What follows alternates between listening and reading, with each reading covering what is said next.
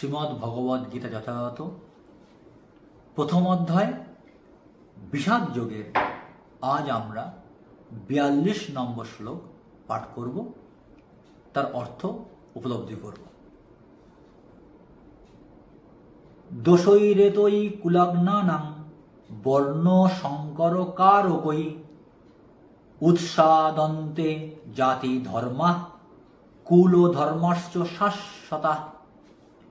দোষই দোষ দ্বারা, এতই এই সমস্ত, কুলগ্নানাম কুল নাশকদের, বর্ণ সংকর অবাঞ্ছিত সন্তানাদি, কারকই কারক, উৎসাদন্তে উৎপন্ন হয়, জাতি ধর্মা জাতির ধর্ম, কুলধর্মা কুলের ধর্ম, চ ও শাশ্বতা সনাতন। অনুবাদ: যারা বংশের ঐতিহ্য নষ্ট করে এবং তার ফলে অবাঞ্ছিত সন্তানাদি সৃষ্টি করে, তাদের কুকর্মজনিত দোষের ফলে সর্বপ্রকার জাতীয় উন্নয়ন প্রকল্প এবং বংশের কল্যাণ ধর্ম উৎসন্নে যায়। তাৎপর্য: সনাতন ধর্ম বা বর্ণাশ্রম ধর্মের মাধ্যমে সমাজ ব্যবস্থায় যে 4টি বর্ণের উদ্ভব হয়েছে, তার মূল উদ্দেশ্য হচ্ছে মানুষ যাতে তাদের জীবনের চরম লক্ষ্য মুক্তি লাভে সক্ষম হয়। তাই সমাজের দায়িত্ব জ্ঞান শূন্য নেতাদের পরিচালনায় যদি সনাতন ধর্মের যথাযথ আচরণ না করা হয়, তবে সমাজে বিশৃঙ্খলা দেখা দেয় এবং ক্রমে ক্রমে মানুষ তাদের জীবনের চরম লক্ষ্য শ্রী বিষ্ণুকে ভুলে যায়। এই ধরনের সমাজ নেতাদের বলা হয় অন্ধ, এবং যারা এদের অনুসরণ করে তারা অবধারিতভাবে অন্ধকূপে পতিত হয়। শ্রী অর্জুন এখানে বলছেন, যুদ্ধক্ষেত্রে যে সমস্ত সৈনিকরা মারা যাবেন, তাদের মারা যাওয়ার ফলে তাদের স্ত্রীরা অসুরক্ষিত হয়ে পড়বে, ফলে তাদের বংশের সনাতন ঐতিহ্য নষ্ট হবে। আর ওই সমস্ত স্ত্রী লোকরা যদি ব্যভিচারী হয়ে ওঠেন, তাহলে তাদের থেকে অবাঞ্ছিত সন্তান উৎপন্ন হবে।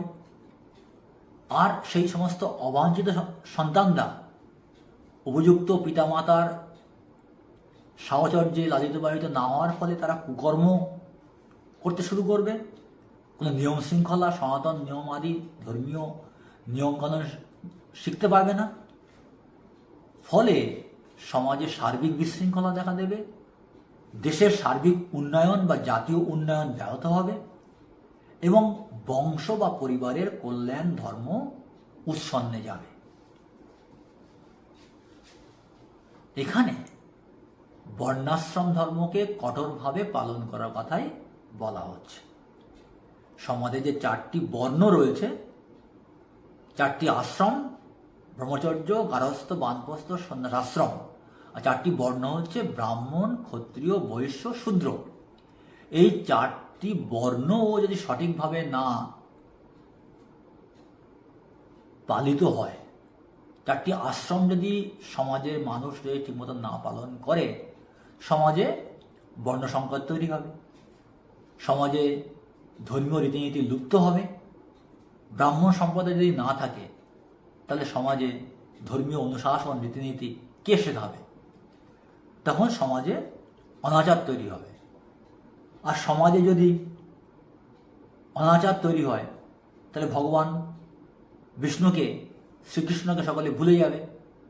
ফলে তারা বিশৃঙ্খল জীবনযাপন করে অন্তিমে যে তাদের লক্ষ্য ভগবান শ্রী বিষ্ণু শরণাগত হওয়া বা কৃষ্ণ প্রেম প্রাপ্তি, তারা সেই জ্ঞান লাভ করতে পারবে না। ফলে সমাজে চরম অধঃপতন ঘটবে। বিশৃঙ্খল সমাজে কখনোই উন্নতি আশা করা যায় না।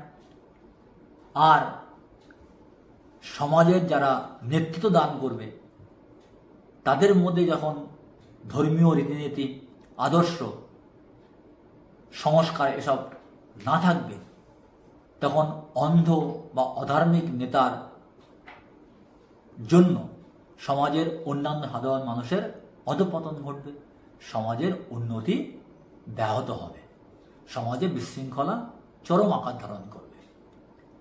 আমরা এই শ্লোক থেকে শ্রী অর্জুনের মাধ্যমে এই তত্ত্ব উপলব্ধি করতে পারি। হরে কৃষ্ণ।